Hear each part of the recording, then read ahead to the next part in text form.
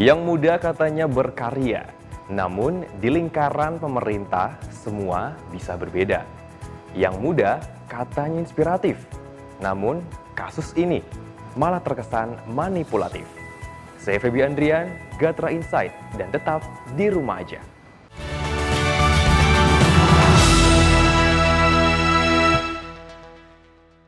Pemirsa Gatra TV, Anda kembali menyaksikan Gatra Insight. Dan kali ini banyak juga masalah yang menghampiri Indonesia, apalagi kalau bukan pandemi COVID-19 yang sudah berjalan kurang lebih 1 hingga 2 bulan dari awal Maret lalu hingga sekarang masuk di awal Mei 2020.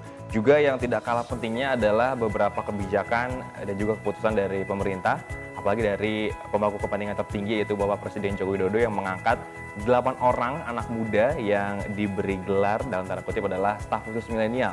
Dan akan saya bahas bersama dengan pemimpin redaksi dari Gatra Majalah sudah hadir di studio Gatra TV. Selamat siang Pak Maulisan. Selamat siang Mas Feby. Apa kabarnya? Baik. Dan kira-kira untuk 8 orang staf khusus milenial ini yang diangkat oleh Pak Joko Widodo yang tanpa ada angin, tanpa ada berita apapun, tiba-tiba hadir ke media massa dan banyak memunculkan pertanyaan siapakah anak-anak muda ini, apakah berpotensi mengubah beberapa kebijakan ekonomi yang mana Pak Jokowi selalu mengisyaratkan anak muda, milenial dan lain sebagainya. Apa yang diangkat oleh Gatra Majalah di edisi kali ini? Ya ini kita cover kita pekan ini ya, mengulas soal ulah nakal staf milenial. Jadi sebenarnya cover kita ini sebenarnya ingin mengkritisi sejak awal mereka diangkat gitu ya, sejak November tahun lalu sudah banyak suara gitu yang mengkritik bahwa kebijakan ini tidak terlalu pas gitu ya, intinya begitu. Jadi kita melihat juga setelah ada blunder gitu 2 orang gitu yang kemudian akhirnya keluar, itu memperlihatkan bahwa memang tidak efektif kalau memang Pak Presiden membentuk sebuah tim gitu ya, tim khusus dari yang terdiri dari anak muda yang kebanyakan mereka adalah pemimpin perusahaan startup gitu ya. Padahal startup ini sebenarnya baru berkembang ketika mereka harusnya komitmen di perusahaannya yang memang seharusnya harus difokuskan di sana tenaga dan pikirannya. Kemudian Pak Presiden mengintervensi gitu ya, untuk masuk ke lingkaran kekuasaan. Nah ini dan ternyata terbukti bahwa kritik-kritik dari awal itu akhirnya juga ada blunder-blunder yang sekarang kita lihat dan kita nggak tahu nantinya apakah akan ada lagi, ya semoga tidak.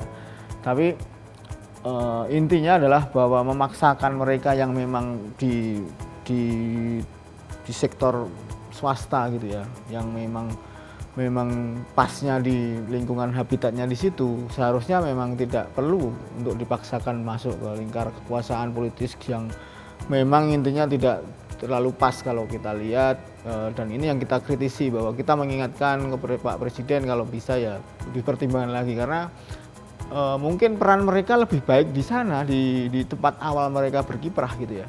Jadi kalau selama ini mereka membangun sebuah startup dan itu bagus dan itu menyerap tenaga kerja, kenapa nggak di situ aja? Kenapa nggak dibiarkan untuk mereka ke sana? Kalaupun Pak Presiden pengen pendapat, ya bisa aja dipanggil kan, setiap waktu bisa manggil sebagai presiden, beliau berhak seperti itu. Kalau kemudian ini jadi blunder kemudian ada tuduhan bahwa mereka ada yang 1-2 oknum yang kemudian memanfaatkan gitu ya. Meski mungkin kita nggak tahu niatnya apa seperti itu atau tidak, tapi intinya ke arah sana kan. Nah ini juga di salah satu merugikan publik gitu. Di lain pihak mereka yang memang seharusnya di swasta lebih mereka berperan lebih baik dan lebih bersih di situ, akhirnya juga nama baiknya juga kurang baik jadinya gitu kan. Ini yang jadi salah satu concern kita, bahwa staf milenial kalau bisa ya dipertimbangkan, kalau bisa dibubarkan ya dibubarkan aja, karena yaitu memicu ketidakefisienan juga, dampaknya mudorotnya lebih besar daripada manfaat kalau kita lihat. Oke, baik, nanti akan kita bahas lebih lanjut lagi mengenai staf khusus milenial ini, tapi tetap di Gatra TV.